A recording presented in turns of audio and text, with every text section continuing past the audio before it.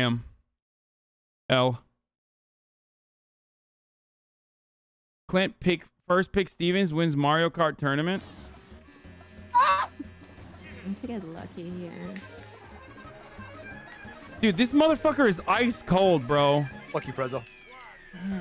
He is ice cold, dude. Every time I see him play any Nintendo baby game, he's literally just like the actual robot, dude. Man's dead. Whoever's Link, did you swing a sword at me? Holy shit. He is the baby game king. Second, that just chucked a red shell at me. He's a speedrunner, bro. Lol. I know. No! I know he is, dude. He's just like, it blows my mind. Like, I've seen him play Fall Guys and shit, and I'm like, how do you do this? After I repeated the same offense 2 times, I thought I was gonna get perma'd.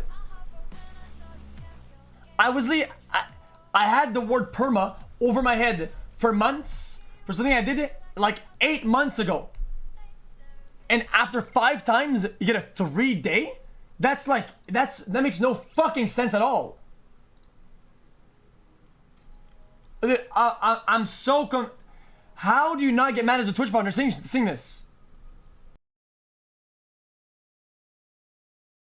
Okay, I've said this already, but it's like this is why I literally advocate for leniency rather than the other way around. Are you mad as a Twitch partner? I mean, I understand why Twitch partners are mad because they're making like it's consistent rule breaking, right? Like, and it's deliberate. And I'm mad as a Twitch partner because I feel like in an effort to overcorrect, Twitch is going to become more punitive. That's what I get upset about. Because it's like, it's almost like a violation of the social understanding, the social contract that we have, that it's like, as long as we're not habitually stepping over the line and overstepping the boundaries over and over again, that like Twitch will also enforce some level of leniency. And it is frustrating to see consistent rule breaks on purpose, because I fear that like, because of everyone else being like, oh, there should be more fucking punishments for this, Twitch is going to overcorrect and then actually start doling out punishments across the board for everyone. And I don't want that. I don't want that at all. You feel me? Twitch is not going to ban big streamers, but Pele, yeah, that's what Dr. Disrespect said. So, I just, you know, I see this and I think to myself, why haven't I run the ad at the top of the hour? Okay. Well, I haven't because everybody keeps fucking summoning tomatoes. It's not tomato time yet. Now, of course, I will run the ad at the top of the hour, as I always do, as I did an hour ago, and I will do again. And if you no longer want to see said ads, all you need to do is subscribe. You can do it for $5 or for free. With a Twitch Prime, you can do it for free. Or with an ad block, or with a VPN. But here's the ad break now. But yeah, okay, listen. All jokes aside, though. All jokes aside, like, I see this, and I see habitual line stepping and rule breaking. And the reason why I would place this separately as an infraction that is not as significant as, like, habitual bigotry, habitual hatred, that sort of thing, is because I think that like sexualized content inherently is not as damaging as bigotry or hateful misconduct. So that's my point of view. That's my honest point of view. So I don't think it's as bad. So I understand why Twitch won't permanently ban them. I also separately don't want to advocate for a perma for habitual line steppers in this respect. But I also don't think that, like, I almost called him Horson. Horson shouldn't have been fucking banned, okay? Especially for as long as he did.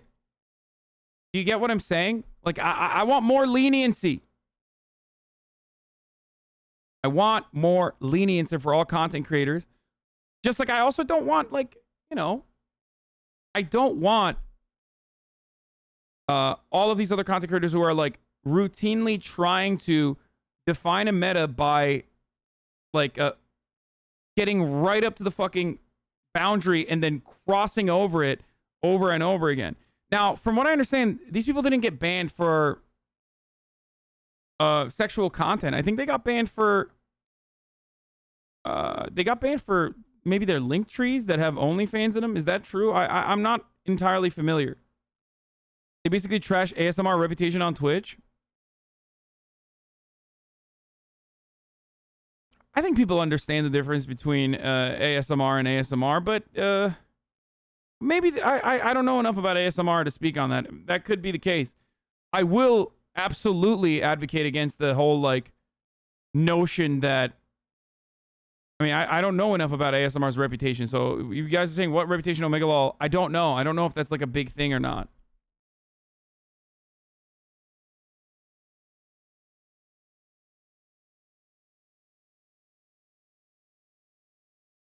I don't understand what your leniency is referring to. Do you mean accidentally showing sexual stuff, or do you mean we should allow overly sexual content like ASMR ear licking? I think the latter is not okay. No, I'm saying that we should have leniency for the fucking accidental nudity and shit like that. Like, if you're only in a world where like purposely skirting the rules and habitually crossing the line with sexualized content is only getting you a 3-day ban, that same world should also give you a warning and not necessarily like a straight up fucking ban for 24 hours or even longer when you accidentally have like a moment on a stream where there's like a dude's ass crack showing. You see what I'm saying? Like, there should be lesser punishments on all of these other people, including myself, in certain instances getting like fucking fat bans. Do you get what I'm saying? So I don't necessarily disagree with and I don't even know if other streamers would disagree with this. If Amaranth and them were getting like 3-day bans, but then other people weren't getting like actual fucking bans for slippage on their streams, or there's like accidental nudity or some shit like that, then I don't think streamers would be as upset. Or maybe they would. But in that case, I think it would be like a significantly more defensible position from Twitch's end.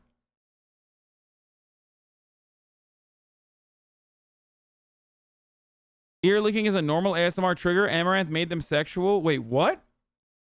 Okay, see, I didn't know this. Ear licking is actually an ASMR thing? Okay, then it is sexual.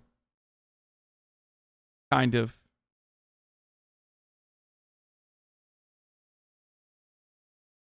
It's so good. I agree with your take pretty much, but the leniency thing is also why Forsen got what he got for so long. He didn't get nicknamed Horsen for showing one horse stick. Many view him repeatedly fucking up in that regard. Say him also pushing the line at the time, and he definitely was much more careless than he should have been being. Yeah, but that last horse cock was ridiculous, dude. It was a GIF that he like literally clicked on, and then it turned into a horse cock. Like, that's crazy. His audience is like routinely trying to fucking get him banned and shit. That's terrible.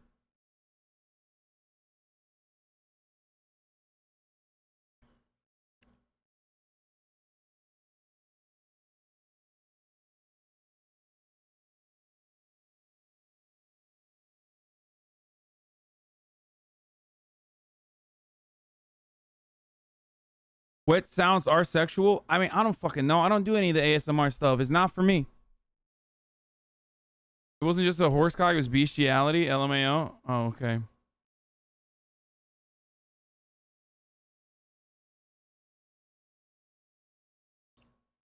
Fucking horse too. What the fuck, my guy? Come on, man. Ear licking isn't sexual. Please, my guy. Wait, how is ear licking not sexual? That sounds hella sexual to me.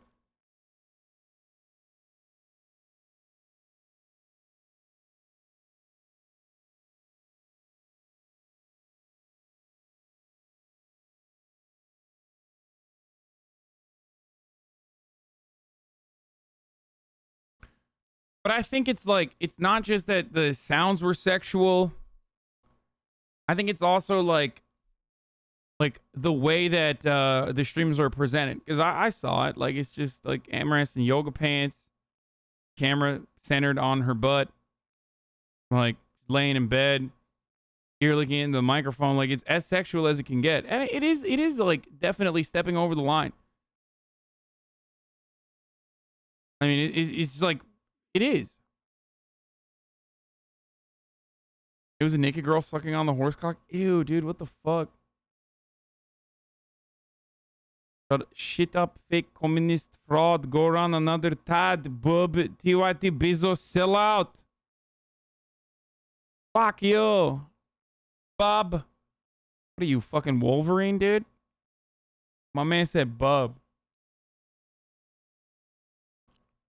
How big was your last shit? Ugh, God. What the fuck is wrong with these fucking freaks, dude?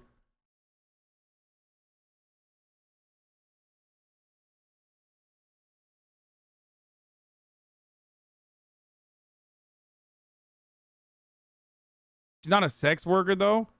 Fuck you mean she's not a sex worker? She has an OnlyFans, dude. What the fuck are you talking about? Of course she's a sex worker. There's nothing wrong with being a sex worker, but what do you mean she's not a sex worker?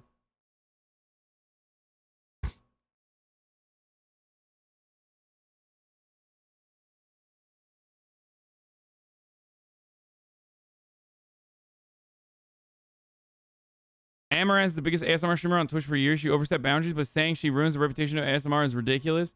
Okay, I don't know enough about the fucking ASMR. Listen, I don't know enough about the ASMR reputation and shit like that. To speak on this. I'm sorry. I just don't know.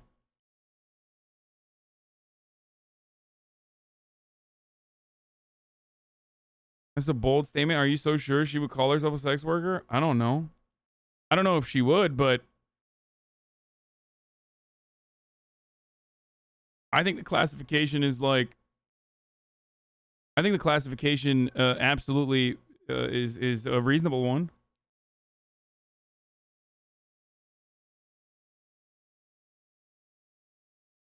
I don't know what is. Doesn't she have OnlyFans? Like, what the fuck? That's sex work. Like, what is that? You don't have to just fuck to be a sex worker. You can be a cam girl. You can like suck on a dildo or some shit. You can put a dildo in your pussy. Like, that's sex work, which is real work. There is no problem with that at all.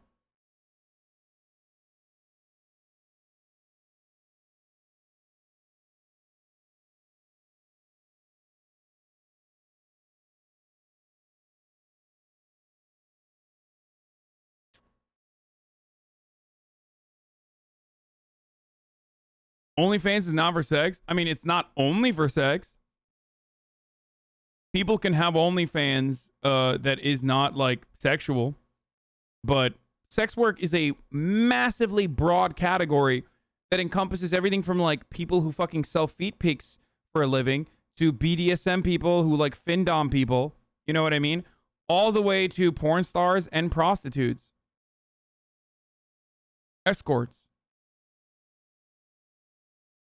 So that's all. It is an over. It's like saying, it's like using queer as an umbrella term for LGBTQ. It's an umbrella term for a massive category.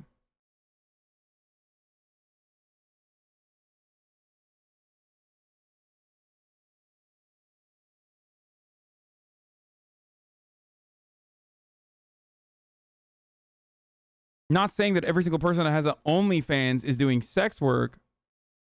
There could be like a novelty OnlyFans that does not feature sex work at all, but a big chunk of what goes on in OnlyFans is sex work, from my understanding at least.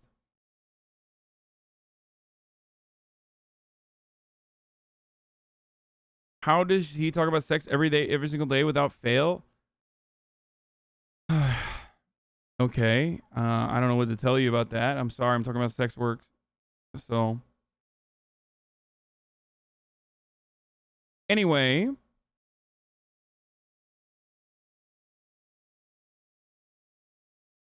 Might be an intrusive question, but have you ever had an escort? No shame. Obviously, sex work is real work. I've had sex with not even escorts, but also like straight. I've gone to a brothel, Artemis in Berlin, and had sex with the workers there. Yes. I don't hide it. I don't give a shit. Why would I?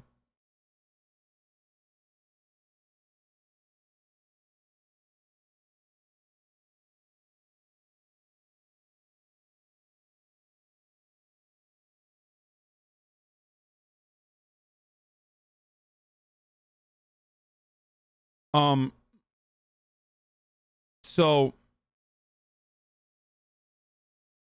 how much was it at the time? I think it was like pretty fucking reasonable. I think it was like I don't remember. I think it was like entry fee is high, but then like in order to have sex with someone that like it's like a 3-story brothel that's like built like a nightclub.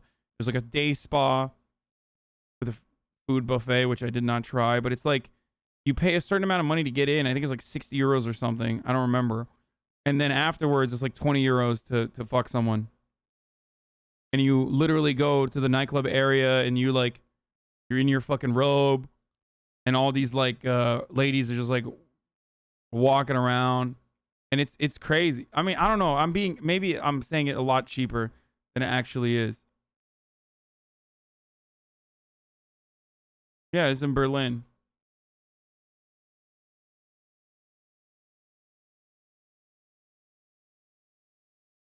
What the fuck? Sounds exploitative? Wait, why?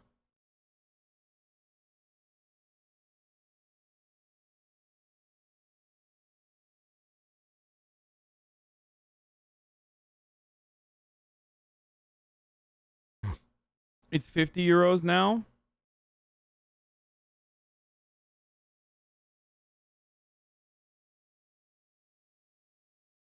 Chat field trip. STDs, dude, significantly safer to fuck someone in a German brothel than it is to like significantly safer to fuck someone in a German brothel than like some random girl you picked up at a bar. Okay, I mean, but if you have that kind of mentality where you're like sex work equals STD, then you probably aren't getting laid anyway by like a random girl that you met at a bar. So don't worry about it. But yeah, dude, you literally need to put a condom if you want to finger the person. Okay, like. That's the level of fucking protection that they're at. It's wild. Also, sex workers routinely get tested.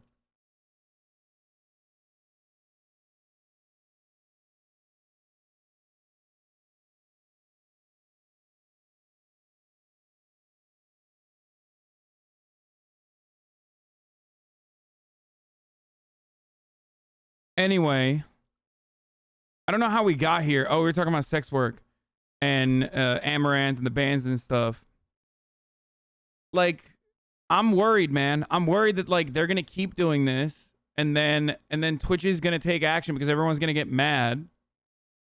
Everyone's gonna get fucking mad, and once everyone gets mad, Twitch will take action, and they will be overcorrective, and they'll start banning everybody for minor shit. And then it's going to be a worse platform overall for everybody. Not like that. Never mind. We're selling selling Chompy. Chompy. It's not happening anymore. Yeah, no, he was pissed. He did not like that. We are not selling Chompy. Chompy, don't worry, you're fine. You're not fired. Attack. We have $1,000 on first bid. All right, let him go. Hey, Get him, Chompy. Hey, we need him. He made our YouTube popular. Stop it, Chompy. He went straight for your eye. He did not like that. Never mind. Dude, cats do not fuck around, dude. Pen shows his grandma's league stats. So my grandma has... Actually, no, she doesn't have more hours than me in League. Unless this is not updated. Oh, she's level 900 now. But she has over 10k hours in League. Shut the fuck up. That's a lie. Number 2 in NA for playtime. No, that's a lie. That's 12th in the world. That's literally a lie. I don't believe that. That's crazy, man. What's my CS hours looking like? What are my CS hours looking like? Let's find that out real quick. Actually, maybe I played more Counter-Strike than she has played League. Let's find this. Would it be worse if Twitch got draconian about hot tub streams, or if Fox News did a moral panic segment about it and ruined sponsorships for everybody? I mean, fuck Fox News and their moral panic. You already admit that that's like literal moral outrage that is cultivated when you ask me a question like that. I would expect Twitch to like literally fucking stand strong against the moral outrage from Fox News and shit like that. She's played more League than I've played Counter-Strike. So my grandma has... I don't know. I don't believe. Is this real? Like, there's grandparents out there that are like literally playing the most. Hassan's taken accountable for, you know, feeling blinded by them or some shit like that. What I'm stating is like, if you're basically saying like, if you spent the past couple of months like filming yourself in with like these cool looking shots to put together a fucking compilation of like how much of a victim you have become as a consequence of the situation of your actions, like it's bullshit. It's not, you know, it doesn't really seem like creator accountable.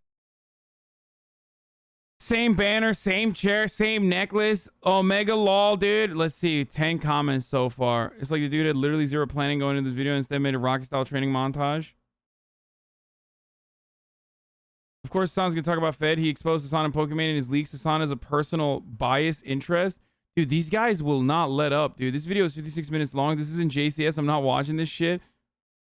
Dude, that's so creepy, dude. These motherfuckers are so creepy, dude. That's wild, dude. I love this. Someone said, if it's not JCS, I'm not watching it. Legendary Hassan Moxie laugh combo. See, What what the fuck? Dead. Oh my god. Wait, what? Wait. What? Wait, What the hell just happened? Hello? Moxie! Okay, I got you guys. What the hell? Something Wait, I'm hit dying us? again. Guys, I'm dead. I can't do anything. Wait, what is happening? They're all dead. Wait, I can't. I'm Oh, we forced can't to touch the respawn. ice. You can't. I can't. I'm gonna die. I'm gonna die.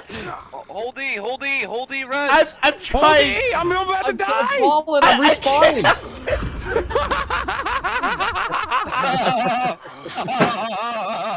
That was like the world record. Wow, that was pretty good. That was, I think we No will one has definitely ever kill that died that dragon. fast in this game. Did we fail? We're going back to the camp. This was so much fun, dude. I would like. I had so much fun. To point out that Misgift died first. Yeah. Like I was so fucking worried about doing an ad.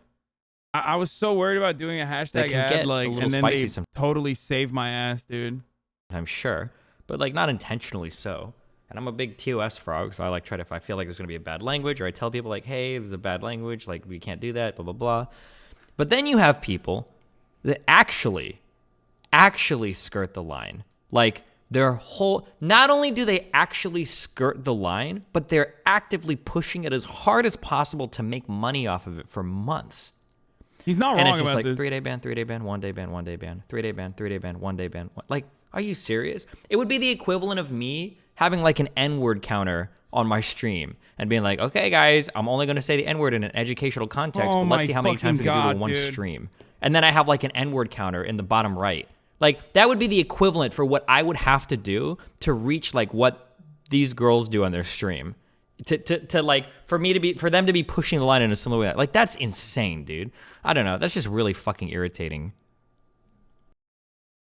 Yeah, I mean, he's nailing as to why like streamers get mad at it for sure.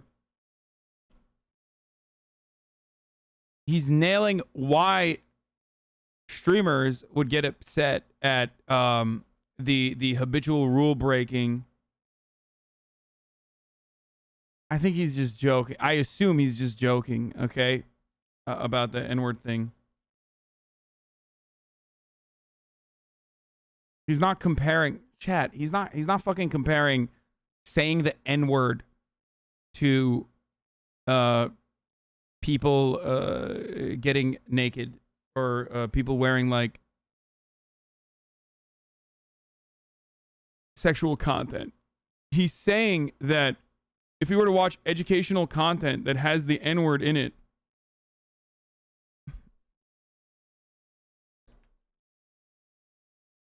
as a way to like routinely have the N-word in it because it's like not technically a rule break. It's more so the habitual line crossing that he's referencing, not saying that the... Would you ever talk to D if it arose organically in the future? Is a bridge eviscerated? Yeah, no, I would never talk to him again. No shot. There's absolutely zero reason to do so. I will never do that. All right, Pay Money Wubby throws a shot at Miski for being late to the Mario Kart tournament. Bro, I would rather be the guy who misses an input and quits the game in error than the guy who shows up an hour late and has to have one of the officials set up their PayPal to order Nintendo online like my 8-year-old retarded niece could do. So I'd rather be this guy every day of the week till the day I die. I'll put that on my fucking tombstone, dude. What a fun race. That was a fun one. That would have been great. Shit. My account is a risk. Schlatt just gave me $4,500 for rent. I don't think they can change the password. I put my phone on it as to At least 50% of great gamers that just cheat anyway. Anyone who's dying for popularity and winning, they are cheating 99% of the time. That's a great statistic. Yeah, 78% of statistics mentioned on the internet are false, with no evidence whatsoever. Schlatt, you realize I lose 10% of what you just gave me because you just had to do it through there instead of anywhere else. What do you mean? So Schlatt pays rent. I'm a landlord, and since Schlatt just had to get his name on screen for 5 seconds, now I have to pay. Streamlabs or Stream Elements or whatever gets 10% of that, so I lose money. Shit.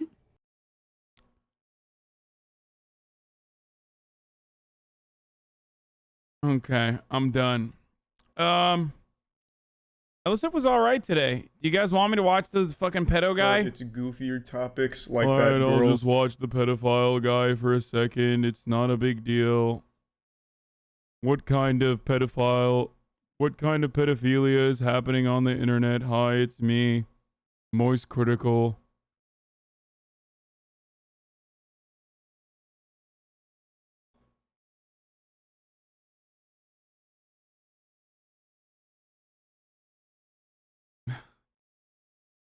There's a Reddit thread. It's just marked NSFW. Yeah, I don't want to.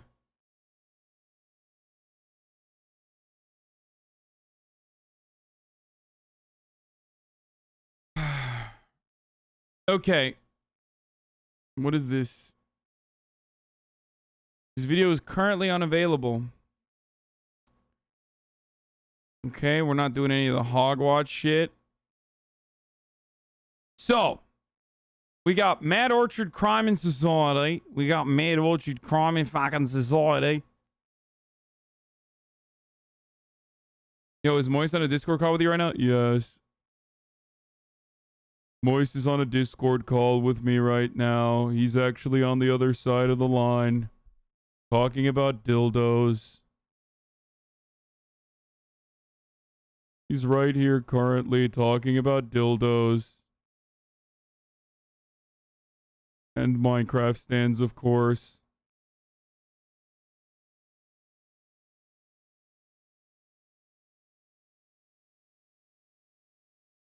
I'm going to do an entire video. I'm going to do an entire video of like Psychology of a Douchebag, the case of Basil Bruce. Perhaps the most conflicting feeling for a follower of true crime is an undeniable fascination with the morbid.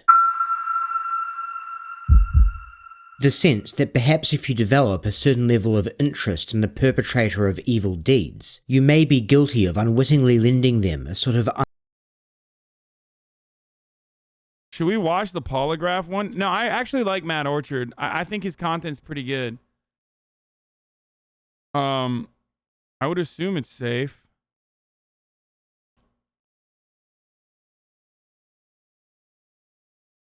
The Tale of Two Narcissists is one that like everyone's been trying to get me to fucking watch, like over and over again. So I'll fucking watch it. Where is it? What is this, Lazy Masquerade? Dude, I am not watching this, dude. What is this unsolved mystery creepypasta shit that you want me to watch. Okay, guys.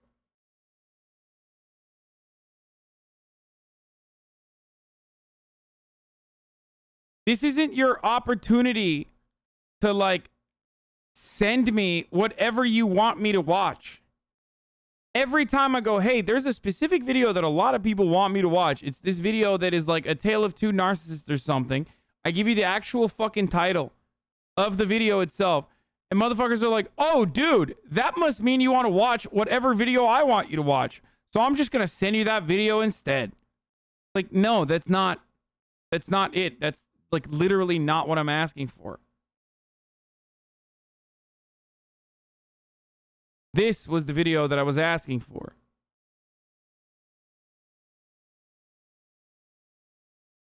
Everyone wants me to watch this. The Tale word of Two narcissist is one that's thrown around so much that it's perhaps in danger of losing some of its meaning, which is understandable given if you were to take Merriam-Webster's primary definition of the word, an extremely self-centered person with an exaggerated sense of self-importance, you might wonder, in the age of social media, exactly how vain does someone have to be to warrant said vanity qualifying as extreme? The truth is, most people worry about the image they project and seek validation from others, to a point that many would not consider healthy, even if it's sadly become somewhat the norm. And while the practice of selectively displaying certain aspects of one's life in order to convey a misleadingly idealistic self may be depressingly typical and warrant the label narcissistic in its most casual sense, there is a significant difference between run-of-the-mill vanity and pathological narcissism. A person with... Wait, maybe this isn't ableist. I thought this video was going to be ableist.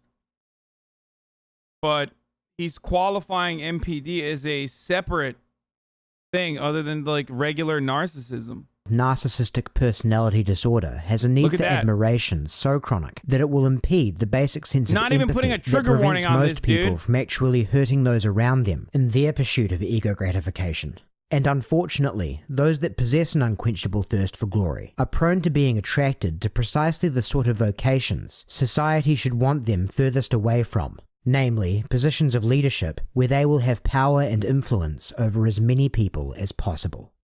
Depending on their level of talent, the highest position a narcissist may be able to rise to could be something as innocuous as a supervisor at a grocery store. Some may get a little further, like mid or upper level management in a corporate structure. But occasionally, the dangerous combination of a narcissistic personality and compelling charisma will result in such an individual securing a very significant position like high political office, or something even more sacred in the hearts of some, such as the leader of a congregation.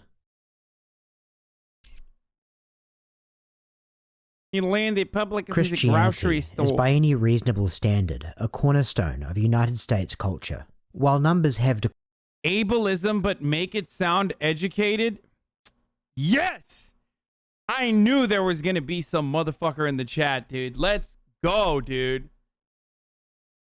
Let's fucking go, dude. Fuck yes, dude.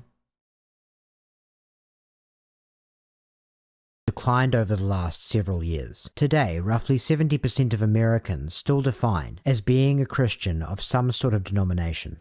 Some sort of denomination being the key qualifier for the subculture we'll be looking at momentarily. As with any religious group, someone self-defining as being an adherent is not much of an indicator as to how they observe the religion or with what level of fervor. Some self-defined Christians are so nominal that one might go as far as to describe them as Christian in name only, observing little if any of the religion's core tenets and paying absolutely no mind to their lack of adherence. Others will attend church every Sunday and make a sincere effort to consistently abide by the core teachings of their faith.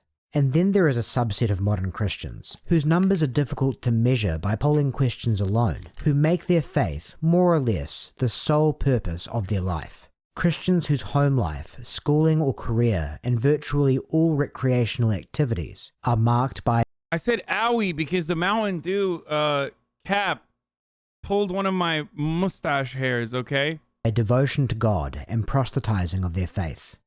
The 2006 documentary Jesus Camp provided an intimate window into a community of evangelical Christian youth who fall into this category. chronicling the lives of 3 children in particular as they attend the Pentecostal summer camp Kids on Fire School of Ministry. While the film billed itself as impartial, the vast majority of viewers would perceive the camp and its organisers in a negative light. That may be owed less to biased editing than to the fact that scenes of unambiguous indoctrination and overt politicization in presentations and activities designed for children are bound to be off-putting for virtually everyone outside that community, no matter how they're cut together. But in coupling the unpleasant brainwashing of the documentary's subjects with their own endearing innocence, Jesus Camp manages to deliver moments that are simultaneously excruciating and precious.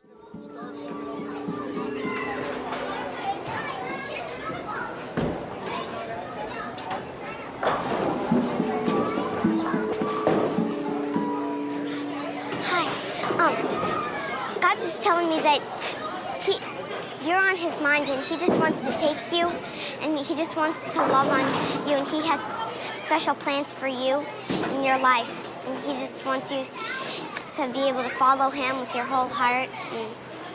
Thank you. You're welcome. Appreciate it. Welcome. One of the film's subjects, 12-year-old Levi O'Brien, aspires to be a preacher and to gain his story. Oh my God, what is that, bro? That's a sin right there. Letting your child have that kind of haircut is unironically a sin. Holy fucking shit, dude. What are you doing as a parent? That's a abject failure right there. It can be a conflicting one to watch. I really feel that we're a key generation. I really do. I really feel that this generation... Okay, he's got a sick-ass shirt, though.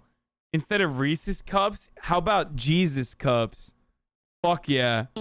...is a key generation to Jesus coming back. As you watch Levi work himself up into a rapture as he practices delivering a rousing sermon to a future crowd. I've never seen Jesus Camp, by the way. This is my first time. A part of you may be put off by the indoctrination that can be presumed to have planted the seeds of these ambitions. But at the same time, there is something inspiring about watching a child immersed in something they're passionate about as they envision conquering the future and achieving their life's dreams. What? So it's hard not to find yourself rooting for Levi, even when What the fuck? It's like watching a ISIS child soldier and being like, there's something inspiring about seeing an ISIS child soldier.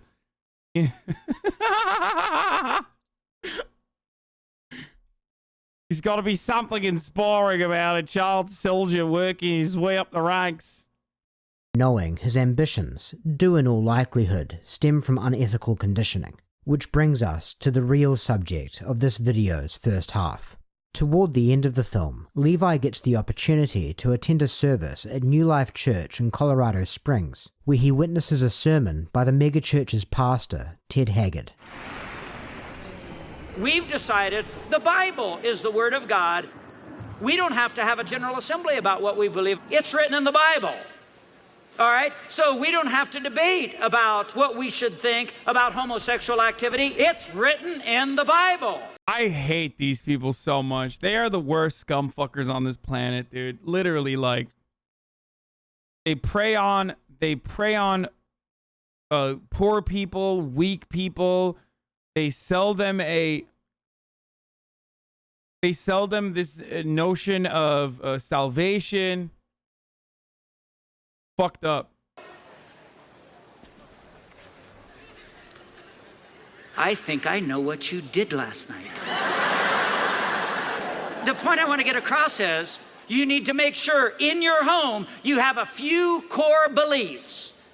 And we as Americans, those of you that are citizens of the United States, you need to make sure our nation has a core belief, and as we settle those philosophies correctly, then our freedom... While the pious jeering of Haggard may be very unpleasant to virtually everyone outside the audience that it's intended for, there's no denying Haggard is supremely talented at delivering it, and predictably, Levi is enamored. And after the service, he gets the chance to meet the man who embodies everything he wants to be when he grows up. The exchange they have lasts for only a few minutes, yet it tells you an awful lot about Ted Haggard. My name's Levi. Hello, Levi. by Ted Haggard. I'm senior pastor here. You see, yeah, I guess. Okay. Yo, this kid stays drippy, dude. What the fuck is this? Yo, what is going on, dude? I want to find where he's buying his shit so I can buy it too. What the fuck? I can't focus on anything else, dude. My man's got that fucking Jesus drip, dude. God damn, holy Lord, wash down upon me so I can find these goddamn thrifts, dude. These thrift finds, dude. He's got a mosque on his chest. Okay, you figured that out? Yeah. What's your name? Oh, it was a good sermon? Oh, you do some preaching? Yeah, I preach. What's your favorite subject? My favorite subject, I like faith. Faith. That's my favorite. Oh, oh yeah. Okay, good, dude. Oh, I'm a preacher. What's your favorite subject? Faith. Oh, I'm a preacher. What's your favorite subject? God. I like God, dude. That's fabulous. Yeah, I like faith. So, do people like hearing you preach? It seems everybody pays attention more. You know, kids is preaching. Is it your content or is it because you're a kid? I don't know. Yeah. Well, you'll know. I guess it's you'll know when you're both. 30. I say, Oh my God, this guy's a fucking asshole. He's just ripping them, dude. What? Hey, they only follow you because you're a child. You fucking stupid child. Your cute kid thing until you're 30, and by then you'll have good content. On a surface level, what Haggard just said Get could fucked, dude. Hey, what's up? This is what I think about you and Jesus. Fuck you, kid. I did not expect that. I thought these guys are like... I thought these guys are like always fucking smile talkers. You know what I mean? Like constantly and consistently being like... over the top nice and shit. Maybe I'm mistaking them for Mormons.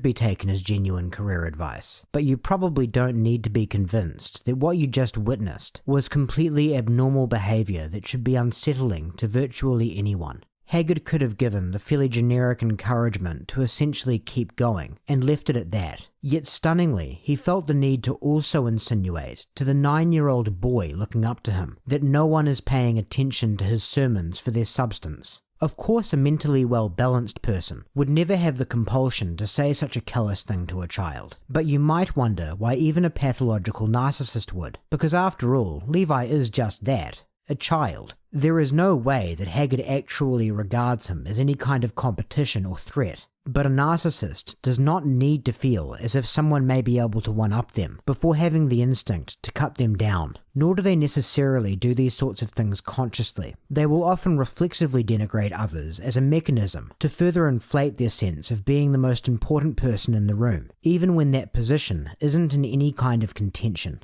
A narcissist's need for validation can never be totally fulfilled. The top will never be quite high enough, and often the best way for them to elevate their egos further will be to put down those beneath them. Is it your content or is it because you're a kid? I don't know. Yeah. Well, you'll know. I guess it's you'll know when you're both. 30.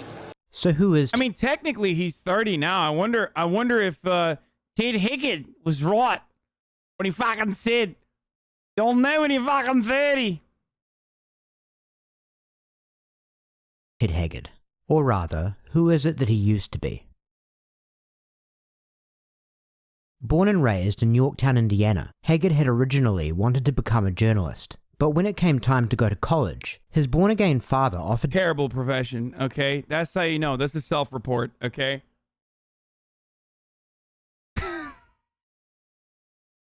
No good person wants to become a journalist, boys. to buy him a new Pontiac Le Mans if he agreed to attend the evangelical Oral Roberts University instead of studying journalism at a secular educational institute. This put Haggard at somewhat of a crossroads. On one hand, journalism was still his preferred career path. I mean, I'm making fun of myself as well, and not just Ludwig, okay? And Oral Roberts was unlikely to aid him as well in pursuing it as alternative colleges he had been accepted into. But on the other hand, he wanted the car. I like that everybody's first thought was Ludwig, though.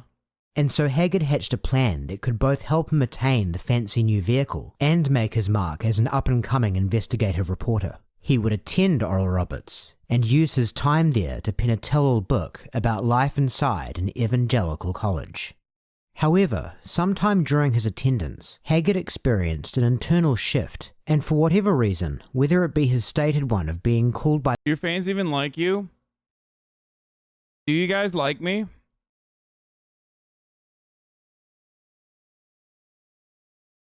There you have your answer.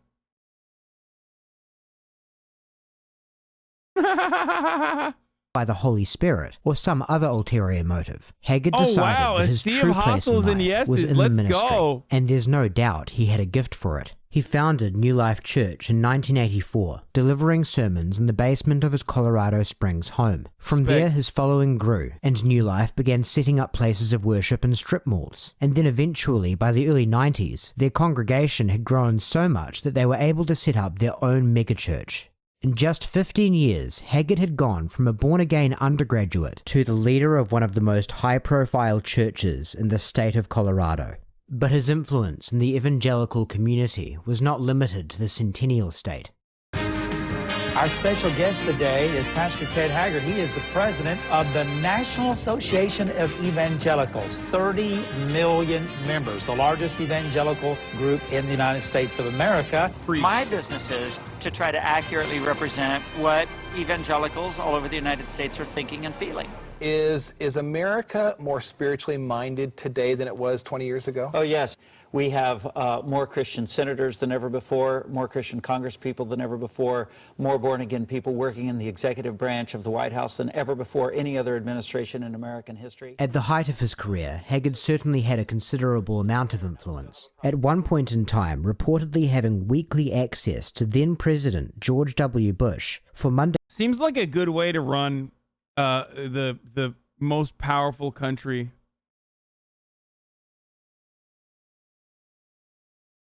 I think. Conference calls about evangelical concerns. Among those concerns was the issue of teaching intelligent design, essentially a rebranded form of creationism, in public school science classes. Haggard would have a very contentious exchange with famed evolutionary biologist Richard Dawkins that broached this subject for Dawkins' 2006 Channel 4 documentary, The Root of All Evil. It's a back and forth that serves to illuminate Haggard's remarkable sense of self-confidence. We fully embrace the scientific method as American evangelicals, and we think as time goes along, as we discover more and more facts, that we'll learn more and more about how God created the heavens and the earth. The scientific method clearly demonstrates that the world is 4.5 billion years old. I mean, do you accept that? Yeah, you know what you're doing is you are accepting some of the views that are accepted in some portions of the scientific community as fact, where in fact your grandchildren might listen to the tape of you saying that and laugh at you. You want to bet? Sometimes it's hard for a human being to study the ear or study the eye. Why couldn't these motherfuckers just stay dunking on these dudes? And like, they had to turn around and become like gigantic white supremacist adjacent shitlords because of their like overwhelming anger and fear of Islam. Like, this was... Even when it comes to like fucking debating mullahs and shit, you know what I mean? Like, I have no problem with like dunking on fundamentalists, but like, why? Like, why do they have to become just such fucking asshats, dude? Anyway. And think that happened by accident. I beg your pardon, did you say by accident? Yeah. What do you mean by accident? That the eye just formed itself somehow. And who says it did? Well, some evolutionists say it did. Not a single one that I've ever met. Really? Really. Oh. You obviously know nothing about the subject of evolution. Or maybe you haven't met the people I have. Without getting... Okay, that's so crazy. Like, what if you met a fucking evolutionist? Like, what if you met a scientist, apparently, that, like, agrees with your worldview? That literally does not mean anything. What the fuck, dude?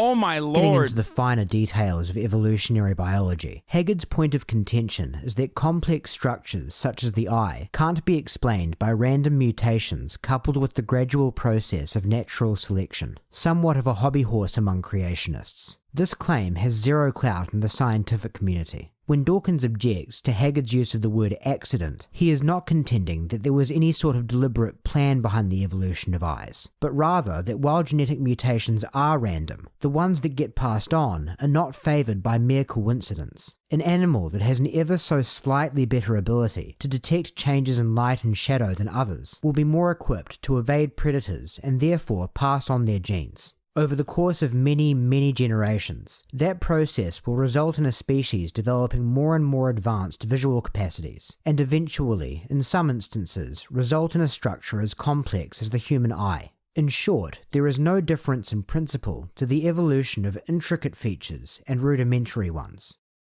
But you see, you do understand. You do understand that this issue right here of intellectual arrogance is the reason why people like you have a difficult problem with people of faith. I don't communicate an air of superiority over the people because I know so much more. That's literally false. That's false humbleness, okay? That's false modesty. You absolutely do behave that way, you fucking asshole. And so does Richard Dawkins, by the way. Like, you're literally doing it while you're in the process of saying you don't do that, okay? Oh my God, dude. And if you oh God, I hate him so much. And if you only knew the scientists I knew, then you would be great like me. Well, sir, there could be many things that you know well. There are other things that you don't know well. As you age, you'll find yourself wrong on some things, right on some other things. But please, in the process of it, don't be arrogant. There are many... The reason why he's tackling the fucking tone here is because, like, on the basis of having like a logical or rational debate about this issue in and of itself, like he's lost on there's no amount of like evidence he can bring to the table beyond like anecdotes, right? About the way that the world was created. Like, he just has what his interpretation of the fucking religious text is versus, you know, the scientific consensus and like basically thousands of years of scientific communities and the culmination of their understanding of the world and how it developed. So like, of course, that's why he's like, well, even if you're wrong or I'm wrong, well, you know, you probably shouldn't be so arrogant about your point of view. And yes, Richard Dawkins is kind of a fucking clown ass, okay? I mean, he is. But you know, he's right to be a dickhead here, especially when talking against someone so delusional, who holds so much power. Holy fuck. Atheists are just as illogical as evangelicals, but at least they cite science. People of all kinds of intelligence and personality types that subscribe to theories like young earth creationism for reasons of religious faith. What makes Haggard's encounter with Dawkins stand out is not the arguments he's making, vacuous as they may be, but rather the manner in which he is making them. Imagine standing across from one of the world's leading experts in a field, who also happens to be 15 years your senior, forcibly arguing with them over their area of expertise, and then capping it all off by insinuating that they are arrogant after telling them what lessons they will learn as they grow older. And of course, Haggard was interested in matters of public policy beyond inserting pseudoscience into taxpayer-funded classrooms. He did his part to rally the evangelical community around the re-election of President Bush in 2004, when one of Bush's main campaign tactics was to bolster religious turnout with ballot initiatives to enshrine bans on gay marriage in various state constitutions. Here's something that's very important for everyone. And here's the worst part about it, is that like, if you're keeping to yourself and you believe in God, I mean, these guys go way beyond that and like are super predatory regardless. So even then, even if they're keeping to themselves, they're technically not. But like the consequences of like evangelizing and actually getting the government to do your bidding or to utilize your worldview by advocating for certain policy positions and legislative change that is going to be overall incredibly harmful to massive chunks of the American population is outright fucking disgusting. I don't give a shit if it's like, I don't care if it's Islam at the heart of that. I don't care if it's fucking Christianity at the heart of that. It is incredibly fucked up. Incredibly fucked up. Ya Al-Qaeda all the way. Everybody to understand, if you believe anything, then some people feel bad about that. Like if I believe Crest toothpaste is the best toothpaste, then the Pepsodent users and the Listerine toothpaste users and the different ones feel bad. God damn, dude. Only seeing the world through the framework of capitalism between different, like, marketable brands is the only way to make an analogy. About that. Because the only difference is, like, if you thought that Crest toothpaste was better, and then you literally petitioned everyone around you to, like, literally hate people who could not change themselves from using, like, Listerine brand toothpaste, okay? That's just how they were born, okay? Because it's not the same fucking, it's not a analogy because it's based on a faulty premise, such as, like, changing your sexuality is like changing your fucking toothpaste, and then literally turning around and then advocating the government to, like, start, you know, making Listerine toothpaste users cease to exist, okay? And make it as hard as possible to fucking exist for people who cannot help themselves and, like, have to fucking literally use Listerine. I'm saying Crest is best. Well, we say that about moral issues. We say marriage is a heterosexual relationship between a man and a woman. We say moral purity is better than immorality. We say telling the truth is better than telling a lie. And every time we say anything, and we've got 1,500 pages of those things we say, the Bible, when you say anything like that, there's a group of people that are going to get nervous about that. So we do have a public relations problem. We always have. They killed Jesus, if you'll recall. And the church has... Who killed Jesus? What's he say? Who's they? Has always had this problem because we are the ones with the role to say there is a moral plumb line and we need to rise up to it. And that's also why secular people are so concerned when the church doesn't fulfill its own moral stand. Like if a pastor falls into corruption or becomes dishonest or greedy. It's heartbreaking because even secular people want godly people to be authentically godly. In 2006, Haggard enthusiastically campaigned for another anti-gay marriage referendum, Amendment 43, that was on the ballot in Colorado. It was this move that proved to be the last straw for a 49-year-old personal trainer and former male prostitute named Mike Jones. On November 1st, just days away from the election, Jones came forward to the media and alleged that over the course of the last 3 years, he had had semi-regular, paid, methamphetamine-fueled sexual encounters with a man who went by the name Art. Jones had come to recognize that man as Ted Haggard on the news. Jones stated that he and Haggard had had sexual intercourse as recently as that August, and that he was making their sexual relationship public because he was angered by Haggard's hypocrisy in opposition to gay marriage, stating that he hoped the revelations would damage Amendment 43's chances at the ballot box. He also supplied supporting voicemails of the man going by Art but sounding strikingly like Ted, calling Young to request a supply of an unspecified product. Hi Mike, this is Art. Hey, I was just calling to see if we could get any more, either a $100 or $200 supply. And I can pick it up really any time. I could get it tomorrow or we could wait until next week sometime. Jones agreed to take a polygraph on the matter, and the results were a mixed bag. When answering questions pertaining to sex with Haggard, the test... What? A polygraph? What the fuck? Wait, who? Why would... What? Indicated deception, though the technician administrating the test believed those results could have been rendered as a result of Jones being severely fatigued at the time he took the test. Aside from any of those sorts of factors though, the fact is, there's really no such thing as a reliable lie detector test. The guilty pass and innocent fail polygraphs regularly, and although verbal and physical cues are interesting to analyze, sometimes the ultimate sign of dishonesty is not any one tangible thing, but rather just an undeniable sense that a person has guilt seeping through their pores. The clip that you'll soon see is about as stark an illustration of such an instance as has ever been caught on film. Shortly after Jones' polygraph test, Haggard was approached by a reporter from a local news station as he was leaving his driveway. He agreed to stop momentarily to answer some questions about the allegations, with his wife passenger side and his children seated in the back. The resulting 2.5-minute interview was absolutely catastrophic.